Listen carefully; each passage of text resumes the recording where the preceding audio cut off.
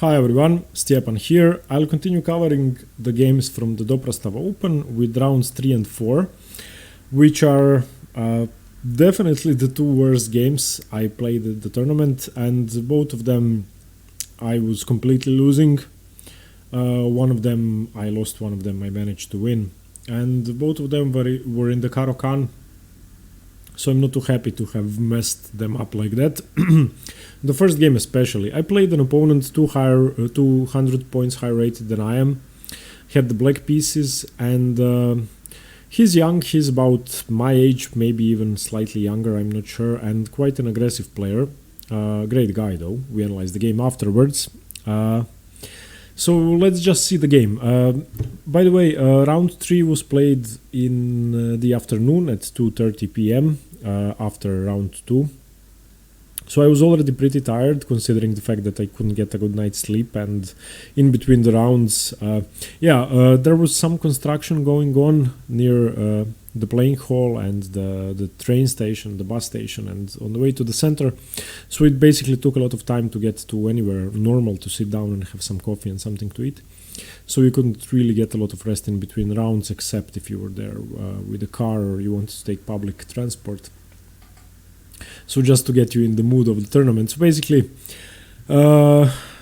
he played e4, I went for the Caro-Kann, we have d4, d5, knight c3, the classical, the main line, and after d takes c4, knight takes c4, I went for the Karpov with knight to d7.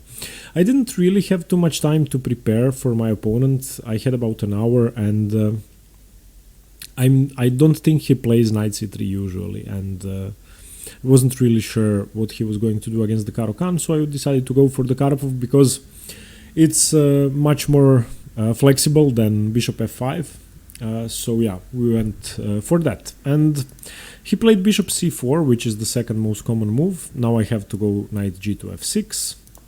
He went knight to g3, which is slightly rarer. More normal is knight to...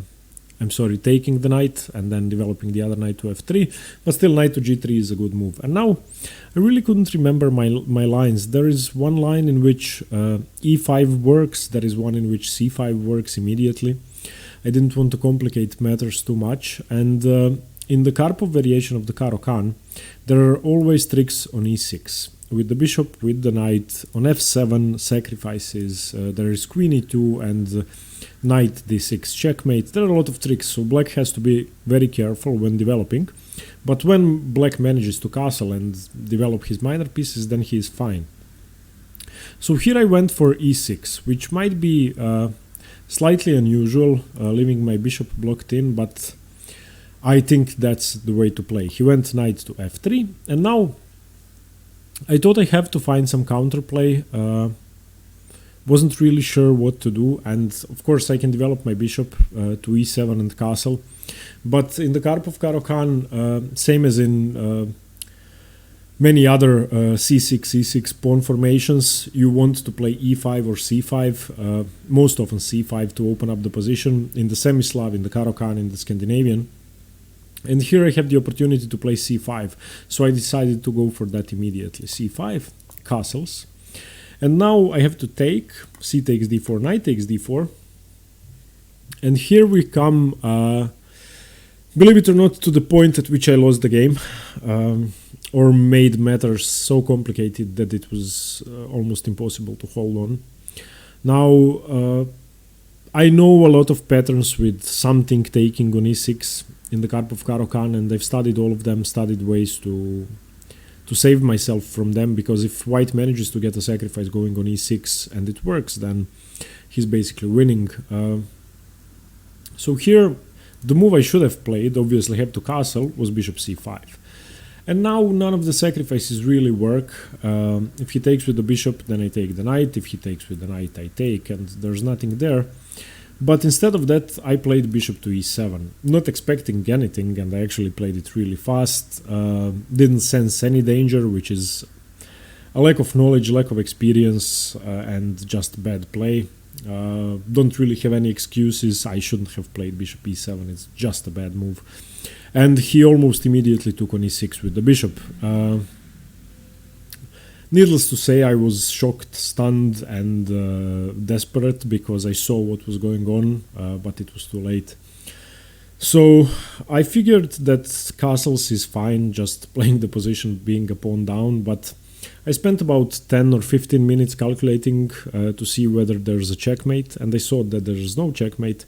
He basically gets 3 pawns for the piece, whatever happens, and I thought, okay, I'm going to be worse, at least I can be a piece up and try to hold on. He's not an engine, so if he messes up the attack, I'm going to be better.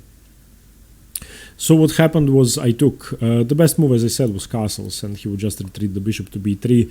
I'm a pawn down, much worse, and I mean, if I manage to trade off the pieces, then I might draw, but I didn't want to do that. So bishop takes e6, I took f takes e6. And now knight takes e6. I have to move my queen, obviously. I don't have the time to save the g-pawn. I can either play queen b6 or queen a5. I have to keep guard of c7. So I decided to play queen a5 because from there the queen controls this rank, and I thought crucial f5 square, so queen a5. He took on g7, king f7, and now, well, I have a piece for 3 pawns. His knight is slightly awkward. My queen is controlling f5, but there's the second knight as well. But for now he has to retreat, so he did knight 7 to f5. And now I had to find a way to develop and to get my pieces into play, because if I'm a piece up and he has the initiative, then, and my pieces are stuck on c8, a8 and h8, then I'm just going to lose. So I found a maneuver which I thought was, well, survivable, knight f8. Attacking the knight, so it's with tempo. He could check me here, but I have king g7. And he cannot bring his other knight here because bishop takes and queen takes. So knight f8 I thought could play knight g6, could play knight e6, threatening the knight. I can play rook g8, getting my rook to the open file, getting my other rook to d8, and I thought this was the best attempt. He took on e7, which I expected. Knight takes e7, king takes e7, and now he can gain a tempo on my king, he can gain a tempo on the queen. He chose bishop d2. I played queen d5 here, which I thought was the best move. Didn't really see what else I should do. I guess the best thing was just to threaten something at g2, because after rook g8 he can't move the g3 knight. He played queen e2 check. Here king f7 is probably a better move, just getting away from all the pins, but I decided to develop a piece, bishop e6. And he played bishop c3, which is an excellent move and just a monster bishop, much better than any of my pieces. In this position, probably better than my queen. So, of course, I was aware that I was worse and losing, no question about that. And when I took the bishop, when I took on e6, I knew that it was going to be hard, but I didn't expect it to be this hard. And this is now move 17. I don't think I've ever been crushed this badly in the Caro-Kann on move 17. So yeah, but I fought on for a while.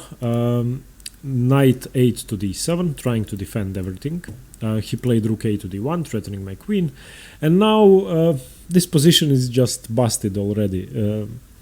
It's really hard to play this. Now the thing is that wherever I move my queen, he has knight check, and then rook d6.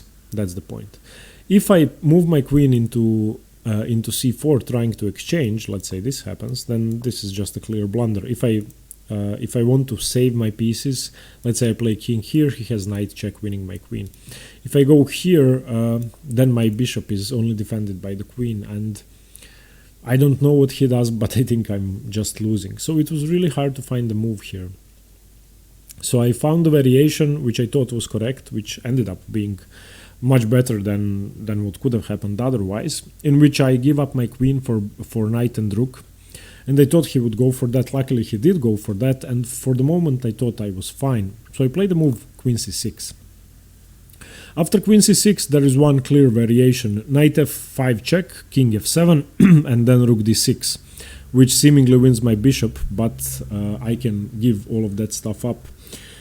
So he did play knight f5 check, king f7, rook d6, but I was calculating bishop f5, And of course he takes the queen, and after b takes e6, well, the material now, bishop for bishop, rook for rook, and I have two knights and the rook for the queen, which is actually better for black, considering the pieces. He does, however, still have 3 pawns. So it's playable for black, but any endgame is just losing for black. And he does have queen c4 immediately winning a pawn, which he did. Queen c4 check, bishop e6, queen takes c6. So now he has 4 pawns. I do, however, have 2 knights and the rook for the queen. So you could say this was playable. And perhaps a grandmaster could have defended, perhaps a better player could have survived, but I didn't. Rook h to g8 now. And in many positions I'm now threatening bishop to d5, which would be great. But rook d1, and now the real trouble starts. Now there are a lot of ideas with bishop takes f6, and after king takes f6, he gives up the rook and takes 2 pieces. So I constantly had to be on the lookout for that. So now I have to parry all of those threats. Rook a to e8, I played that. And now still, if he takes here, then I take here with the knight, and I will be fine. He played queen to f3, and now it's really hard to defend. Believe it or not, rook g6 is my only move. If I play, let's say, the obvious bishop here, then he just checks me here. And what after I take with the bishop, this is checkmate. Sorry. So it's just over. So I cannot play bishop g4. There are no tricks. Now the knight is pinned, so he's threatening to take here. So I basically have to defend my knight with another piece. Because if I do anything else, then rook takes, bishop takes, and queen takes here. So rook g6 was the only move to hold on. Here he played queen b7, and now I had my longest think of the game because I just couldn't find the move. There are no moves for black. What do I do? I'm going to lose another pawn, that much is clear. And whether that's important or not could be argued. And I have nothing. I cannot double my rooks on the g file. I don't have time for that. I cannot do anything.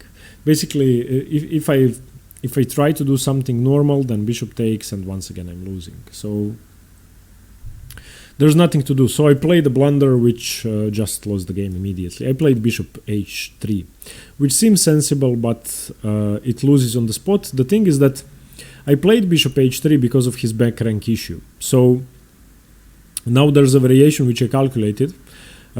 This would have been winning for me. Bishop takes f6, okay? King takes f6. Now if he takes with the queen, I take with the bishop. If he takes with the rook, he gets checkmated. So that's what I saw. And I thought my next move was going to be bishop takes or rook takes, and at least getting the queen for 2 pieces. However, after bishop h3, I didn't see one key variation, which just, I almost resigned, but I didn't. I played on, embarrassing myself for a little while longer. After bishop takes f6, which he played, king takes f6, he has a crushing move, which I missed, rook d6 check. And after rook d6, I'm busted. I'm just busted. So, the thing is, I'm still threatening checkmate. So, I have to consolidate my position and still keep threatening checkmate, and he might be in trouble. That means that he doesn't have time to take my bishop. That means that I can never move my king into check. Okay, and I cannot move my king to the e file because my rook isn't threatening checkmate anymore. If I move my king here, then he simply takes, and after I take, he takes the bishop, and then he's threatening to take the knight, and this is just lost. Queen versus knight and rook is just lost. So I cannot move my king to the g file. If I move my king here, defending everything, then once again he takes the bishop, queen versus rook and knight, losing. So there's no right solution. I have to keep my king on f7, and now I'm still threatening checkmate, so he cannot take the knight, is defended. He cannot take the bishop because it's pinned, the pawn is pinned. He cannot take the rook because it's checkmate. So I'm still holding on to my threats, but there's a crushing move which he found almost immediately, queen b3 check. And after king f8, which I have to play, the same rules apply. I cannot give him to trade here with check. I cannot go here blocking my rook. After king f8, he simply plays queen f3 check, and that's it. I played king g7, rook g6 check, hg6, gh3, and game over. So it's just a bad game. It's a horrible game. It was really hard to play. Took a lot of time, took a lot of nerves to defend that. Obviously, you don't want to resign immediately. You have a piece for 3 pawns, so it's playable. But he just played great. He didn't miss a single chance.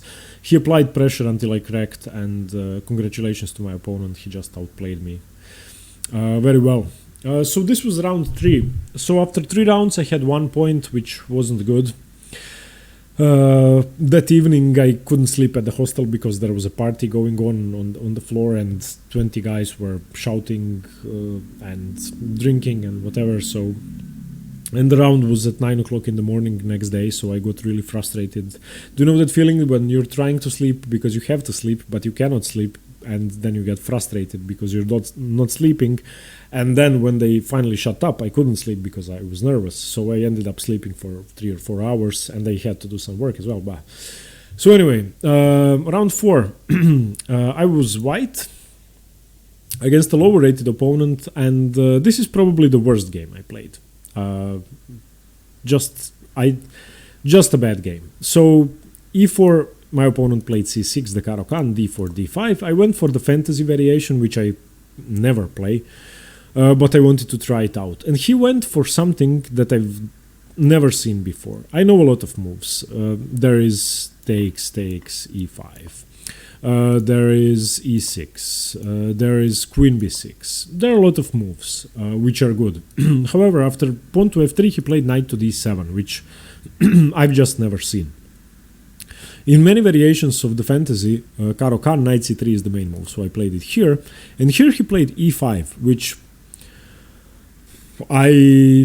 I've never seen before. I think it's good for white. I think it's just bad for black and almost losing. And now I had a sweet task of deciding how I'm going to get a better position. My opponent was 300 points lower rated than I am, so I didn't expect this to be some kind of weird preparation. And there are a lot of things I can do. I'm going to run an engine analysis for this game at the end of the video. I didn't do it for the last one because I basically know where I went wrong, but this one I didn't analyze at all. So here I've calculated this, and if he takes here, then I can just take here, takes, queen takes. But there's always an issue with queen here check, and I wasn't sure how this can influence the game. Let's say I take here. He takes here. I wasn't really sure. Maybe this was the best way to play. I didn't take d takes c in the end. I don't remember all of my thinking, but I figured that the variation I played was going to be better. I played e takes d5, and I expected queen h4 check, winning back the pawn, but then I'm going to have some tricks and either going to have a better pawn structure or an extra pawn. So yeah, I'm going to check this with an engine because I'm not sure that I went wrong. So I took e takes d5. If he takes here, then obviously I'm just a pawn up. So queen h4 basically is the only way to keep material equality, g3. And now queen takes d4, queen takes d4, e takes d4. This was the variation I calculated and which was played. And here I saw that I can take dc6. I was expecting I was expecting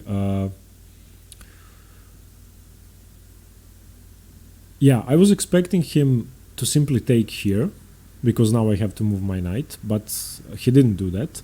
And I saw that if he takes here, then I have two weaknesses, basically the isolated a pawn and the c6 pawn, which even if it gets to c5 is going to be weak, and I thought I was going to have a slightly more comfortable position and some targets. However, after d takes c6, he took on c3, which I thought was a mistake because now I go a pawn up after the intermezzo c d7, c takes d7, bishop takes d7, b takes c3. And now I have an extra pawn. It is a doubled pawn, but still, it's an extra pawn. So here I thought the position was equal. I didn't think I was better, but an extra pawn is an extra pawn. I wasn't too happy to have traded the queens off, but still I figured equal and perhaps some chances for me in the endgame because of the extra pawn. And then things started to go wrong. Rook c8 was played, attacking my pawn. Bishop to d2 defending. Knight f6, and now it's clear that Knight d5 is a threat, ganging up on my pawn, and bishop c5, not allowing me to castle, bishop c6, putting pressure on this diagonal, and I started feeling very uncomfortable and just thought that the position was worse for me at this point 2 moves later. So here he played, I played bishop to d3, preparing to play knight to e2. He played bishop to c6, now not allowing me to develop my knight. So I played rook to b1, and my plan was bishop b5, just exchanging this monster bishop because it's much better than my bishop. He played h6, which is, well, I'm happy he played this move because it's a complete waste of time. It gave me a chance to do what I wanted to do. Bishop b5, he played b6, which is the best move. Knight to e2. I don't have to take immediately. If he takes, I take with the rook. So he did. Bishop takes b5, rook takes b5, bishop c5. And now I'm in a lot of trouble. Firstly, he's going to castle and I'm not going to castle. My pieces are worse than his, my rooks especially. My bishop is just bad at defending a pawn. My knight is awkward on e2. He still has knight d5 and, well, there are a lot of issues. My idea at this point was to play knight d4, relieving the pressure of the c3 pawn. So that's why I had to play rook b2 in my mind. So that after knight d4, bishop takes d4, c takes d4, he cannot take rook c2. That's why I wanted to have my rook on b2. So I played rook b2. He castled, and now I did play knight d4. So now if he takes on d4, I'm going to take with the c pawn, everything is defended, the position is fine. However, he played rook f to d8, and now it's really hard to defend. It's already very tough for me. I can castle, of course, which might be the most sensible move, just giving up a pawn. And after he takes, rook takes, where does my bishop go? I have no idea, probably e3.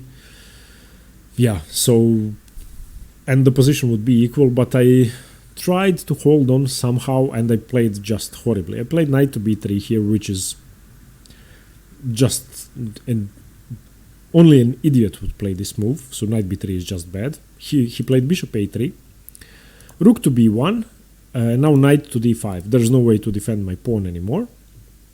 So at least I decided to get my rook into play, rook d1, so that after takes, I can have some tricks.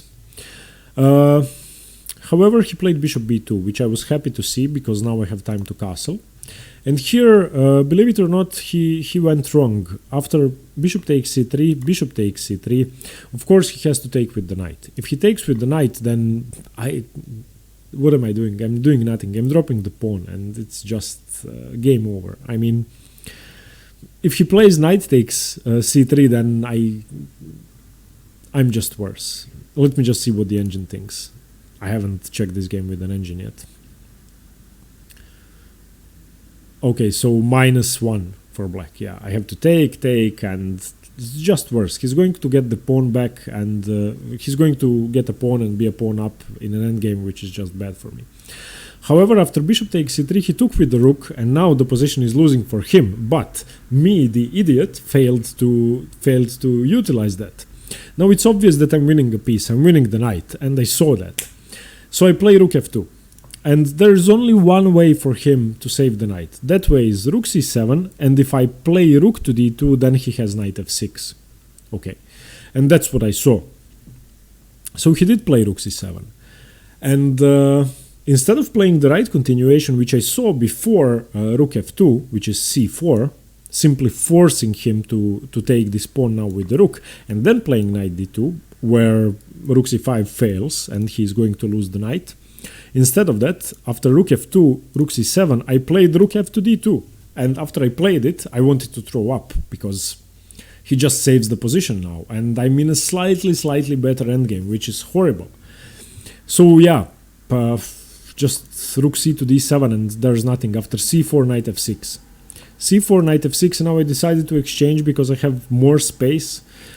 Rook takes, knight takes, king f2, king f8, king e3, king e7, king d4, king d6. Okay. And now this point is actually good. I played the ending well, and it's of course a draw. I have to say, I think it's all zeros, but I managed to outplay my opponent, and I had an hour left on the clock, so I really started calculating now. And I think the endgame is pretty instructive. So if you If you need practice with knight endings, I would recommend you put this on the board and try to figure it out for yourself. I'm not saying it's winning, I'm saying you can win, and I did manage to win, but it was really rough. So okay, I played h4, he played g5, which is a good move, stopping me from advancing. H takes, and now I wanted to get into this square, which, well, now it's getting sort of hard for him to defend everything because these two squares, e4 and f5, are undefended. So king e4, he cannot enter here, and if he plays knight c5, then I'm not going to take, I'm just going to play king f5 and take here. So he played f6, defending his g5 pawn. I played king f5, he played a5, and now this was a tough decision to make, but if I allow him to play a4, dislodging my knight, then he can enter with king c5, so I have to play a5. He played king e7, which is slightly passive, and now I played g4, locking down the structure, making f6 a permanent weakness. And now the whole position will revolve around the c5 square, and whether his king can enter, and whether my king can defend my king and my knight. King f7 was played here, and now I go back. King e4, king e6, king d4, king d6. And now I took about, I would say, 30 minutes calculating this. I couldn't see a way to break through. Obviously, if I go king e4, king f5, then once again he retreats. Obviously, there are no pawn breaks I can play. My only chance is the move knight d2. This is my only chance. And the critical line, which we didn't end up playing because I think I calculated correctly that it's either a draw or a win for me. He has no winning chances. We didn't play that because he declined to play that. So let me show you my analysis. I was calculating this. Knight d2, knight c5. And yeah, my calculation was this. Knight here, check. And he has to take. I take with the king. He goes here, here. Takes, takes, takes, takes, takes, f4. Now, since this is the queening square, he cannot play king b5 because he is losing, so he has to play king b6. Here, here, here, here, here, here, here, here, here. And I thought this was better for me because my pawn was closer to queening, and I have some tricks with my queen.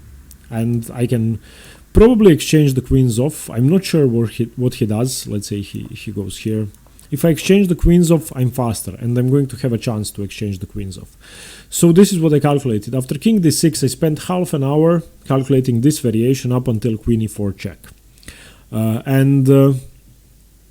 Yeah, about 12 or 13 moves, which weren't hard to calculate because it's a forcing line. And after I calculated, I concluded that knight to d2 is either drawing or winning for me. He cannot win basically because I either have perpetual check or I can exchange the queens and win. I couldn't see all the checks, it's impossible because he has too many options. So I ended up playing knight d2. And here he surprised me. He played the move king c6, which doesn't work. It just doesn't work. Knight e4, and now he was counting on knight c5. But this I've calculated also, and I saw that king c6 doesn't work because even though he's going to win this, I can win both pawns and be better. So he ended up playing this, and I took knight f6, knight a4, knight e4 back, knight c5, not exchanging of course because his pawn is faster, but knight takes g5, a4, and now the crucial move king c3. Because he's restraining me from this square, if I don't play king c3 now, he's going to play a3 and my king isn't going to have any square to infiltrate. Now if he plays a3, then I can move my king closer and wait for a2, go here and stuff. So I'm holding his pawn. So a5 isn't going anywhere. A4, sorry. He played a3. And now I don't have to go king c2. I can wait for a2 and just go to b2. So I'm defending that. So now I return my knight, knight e4. If he takes, then I take and I'm winning. He cannot hold off all of my pawns. Here he played for tricks, knight d3. Obviously I cannot take the knight because the pawn is queening. So I played king b3, just marching up to take the pawn. He played knight e1, wanting to take my pawn. If I let him take, then yeah, I'm not sure I can win, so I played knight d2. And here I thought he had a draw, or drawing chances, with the move b5. And after b5 takes, his king is much closer. So I thought this was going to be hard to win, because I cannot approach anywhere. Might be winning still, but I'm not sure. His king is cutting me off, so it's hard to advance, and he can basically stave off my pawn advance indefinitely. So after knight d2, he played king c5, which I was really happy to see, and now after king takes a3, perhaps once again b5, but now I'm a tempo up, because his king is still on b5, and I have a chance to go here, so I actually am holding him off for the moment, and I can go here. Now his king is cut off, and I have better winning chances. But after rook takes after king takes a3, he played knight c2 check, which doesn't do anything and is just losing now. King b2, knight e3, king c3, knight d1 check, king b3, knight f2, knight e4 check, forcing the trade, and now after knight takes f takes. He resigned 2 moves later, but this ending was really tough. And I have to say, here after king d6, knight d2 was a tough move to calculate, because there were a couple of options, and the main one, of course, knight c5, was the hardest one to calculate. So I expected this just here, and I would have to check, otherwise I don't have any chances. And of course, if I take with the pawn, I lose, because he has this square and he has the opposition. But here, this was tricky to calculate, and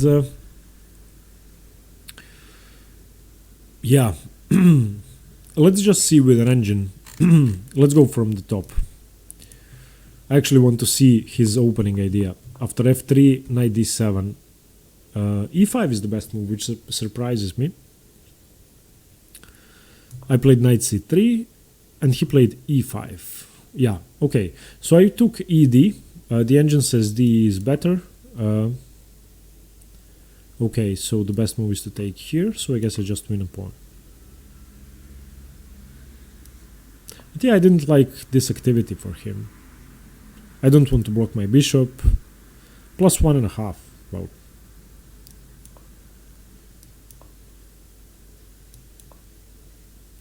I'm not sure. I'm going to give the pawn back. Yeah, it's definitely better than the variation I played, but it's far more complex.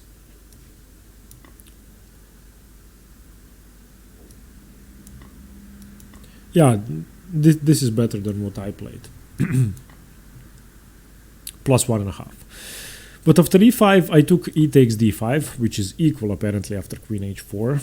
So the opening didn't go that well either. g3, queen d4, e d4, dc6, dc3.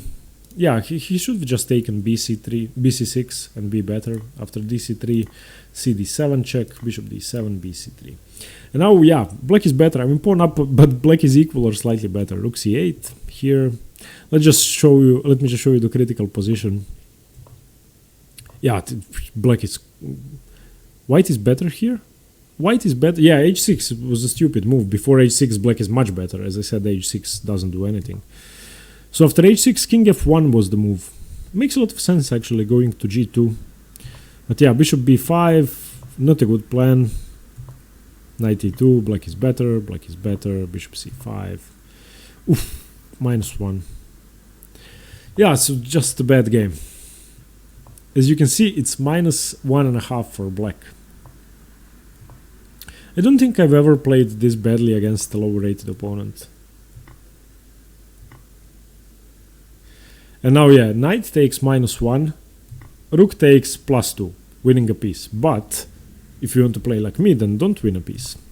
Rook f2, and now after rook c7, c4 wins a piece, because after c4, he has to take, and now I just double my rooks, and I win the knight. And I saw that before I played my blunder, and it kept me frustrated throughout the game. So, but after rook c7, I played this and just went into the drawn endgame. Okay, and let's see this position. After h4, g5, takes, king e4. Let's see. The engine says all zeros, but I managed to outplay him somehow. King f5, here, here.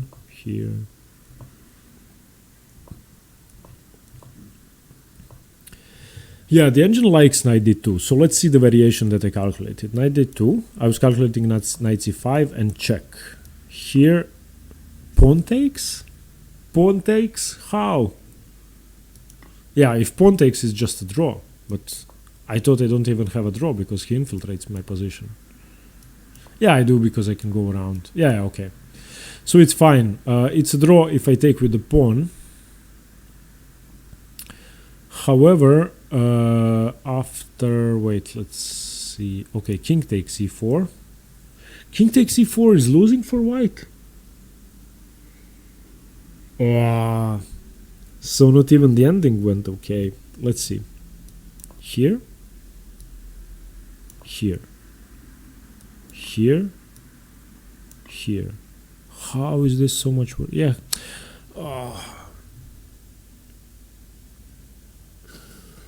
Yeah, of course. He doesn't even have to take that pawn. He can just push. Yeah, and I'm much slower here. So just from start to finish, a horrible game. Wow. Okay. So luckily for me, he didn't go for that. King c6, knight e4, knight c5. Yeah, now I'm better here. So yeah, I was actually embarrassed to show you these two games. Happy I did it though. Didn't go well. This round 4 game I managed to win, so I was happy that I won, but I didn't deserve to win. Round 3 I definitely deserved to lose. And I played a good game in round 5, so at least, yeah, tomorrow I'm going to show you a good game. But this endgame is very interesting. I'm going to have to spend a couple of hours studying it because these can actually happen in games very often, and I should know them better. Completely miscalculated knight d2. Just horrible. I forgot that he has b5. So yeah, let me know what you think about the games. Thanks very much for watching. I appreciate all the support and all the comments. Thank you very much, and stay tuned for more chess. See you later. Bye bye.